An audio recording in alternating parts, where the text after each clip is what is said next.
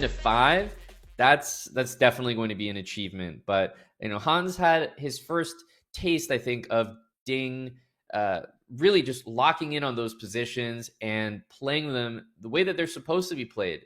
Ding just showcased the level that we've been waiting for, and so the break might have been well timed for Hans to say, okay, maybe I can't play with that exact same confidence that I've been playing with the entire time, where I feel like I can win every single position. But Eric, do you think he's changing much about his approach at all, or is he just going straight back into it?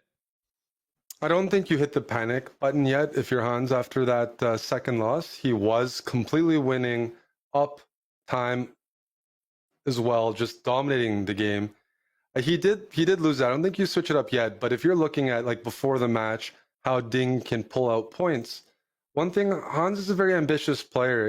In classical and speed chess, sometimes he loses because he overpresses. Doesn't mean he played it wrong, but he can get very ambitious, and that's Ding is known, especially like Prime Ding, Informed Ding, as a very sturdy defender. We've seen that French position where Ding ended up getting a winning position because Hans overpressed in this last game. Ding fought back. I don't think Hans should change anything up yet because part of what makes him good is the way he approaches those positions, tries to crush you, plays ambitiously. Yes, sometimes you're going to lose or overpress that, but that's what brings him success. So I wouldn't panic yet if I'm Hans, but if I'm in Ding's shoes, definitely have something to feel good about, carry some momentum forward, and just keep on fighting. The thing is, he was down to 4 seconds that game. He won it. Yep. Sometimes you win a game like that, you're like, don't change anything. I don't think you can afford to play with that clock management. That still needs to be an adjustment from Ding. Can't get down to 4 seconds. We keep repeating that, he's going to end up losing a bunch more. Yeah, that's exactly right. Um, what about this position here? I mean, Ding is doing a little bit of a better job on the clock, but I have to say the double-edged nature of the position is probably a good thing. Queen Uh, c6, yeah. oh, Queen Okay, C6, okay. Queen Queen B5. b5 works. He Otherwise, was yeah, Hans. preparing that in defense. Oof. Because Ding was hoping to get a move in like e6, but Yep, that's one I don't missed. mind. I don't mind this position. It's sharp. Black has potential on the queen side, maybe even the d pawn. Same time that e5 pawn, heavy pieces on the board. Maybe in the future, Ding can plant the bishop on f6, have some counterplay. I think no matter what, got to keep the queens on the board. Not a fan of this position overall. This too much has been liquidated. Not posing enough problems for Hans, I think, entering this type of position. Like you can even trade queens and place the bishop on c5 as black. And Hmm. the concern here is an endgame is favoring black. e5 pawn is loose. Uh, King can maybe walk into e6 if the queens are off. I'm just showing some future here. King can walk into e6. Black can put the rooks behind c in the d pawn, blockade that passed d pawn.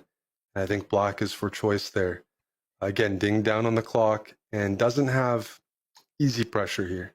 I think these are So the maybe my queen moments. c6 move was bad. Yeah, it's possible. Like he went Queen C6 and then came back, but I think these are the moments that, as a speed chess player, you just can't allow.